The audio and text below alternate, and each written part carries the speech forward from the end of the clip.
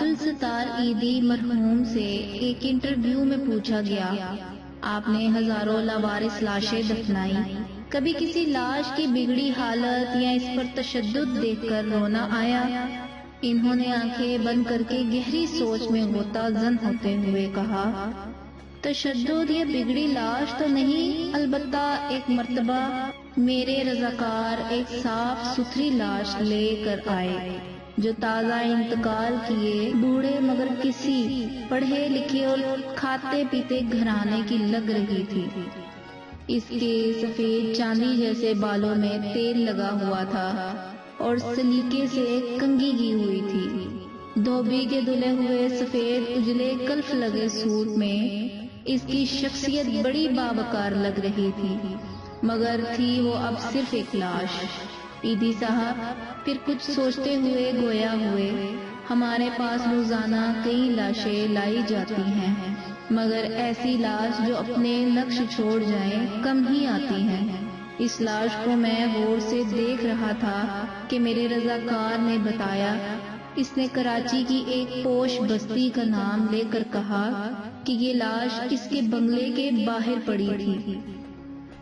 ہم جو ہی بنگلے کے سامنے پہنچے تو ایک گاڑی میں سوار فیملی جو ہمارا ہی انتظار کر رہی تھی، اس میں سے ایک نوجوان نکلا اور جلد بازی کا مظاہرہ کرتے ہوئے ایک لفافہ ہمیں تھماتے ہوئے بولا، یہ تدفین کے اخراجات ہیں۔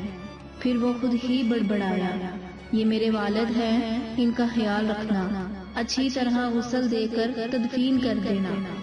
اتنے میں گاڑی سے آواز آئی، تمہاری تقریر میں فلائٹ نکل جائے گی۔ یہ سنتے ہی نوجوان پلٹا اور مزید کوئی بات کیے گاڑی میں سوار ہو گیا۔ گاڑی فراٹے بھرتی ہوئی آنکھوں سے اوجھل ہو گئی۔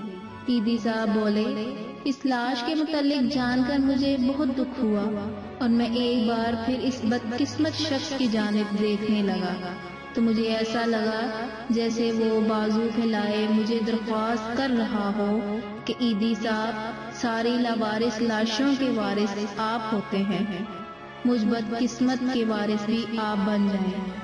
میں نے فوراً فیصلہ کیا کہ اس لاش کو غسل بھی میں دوں گا اور تدفین بھی میں خود کروں گا۔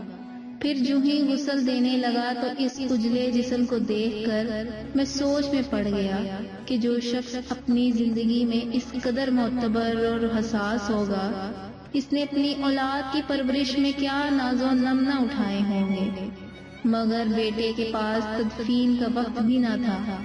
اسے باپ کو قبر میں اتارنے سے زیادہ فلائٹ نکل جانے کی فکر تھی، اور یوں اس لاش کو غسل دیتے ہوئے میرے آنسو چھلک پڑے۔